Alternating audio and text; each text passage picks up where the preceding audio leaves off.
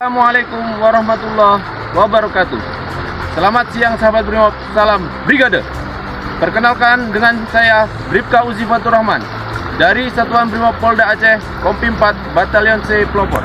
Izin melaporkan, saat ini Minggu tanggal 13 April 2025 pukul 10 WIB, personel Kompi 4 Batalion C Pelopor melaksanakan patroli SAR di Desa Badak, Kecamatan Debun Kelang, Kabupaten Gayo Luas. Mengingat semakin meningkatnya curah hujan di Kabupaten Gayo Luas, kami melaksanakan patroli untuk memastikan kondusivitas Kamtibmas sekaligus mengedukasi masyarakat tentang pentingnya kewaspadaan bila debit air meluap akibat curah hujan yang tinggi, khususnya bagi masyarakat yang bertempat tinggal di bantaran sungai yang dikhawatirkan akan naiknya debit air dari pegunungan.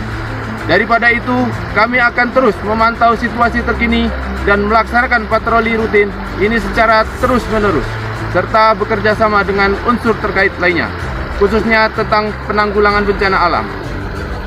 Demikian yang bisa kami laporkan dari lokasi. Salam Brigade Brimob untuk Nusa dan Bangsa.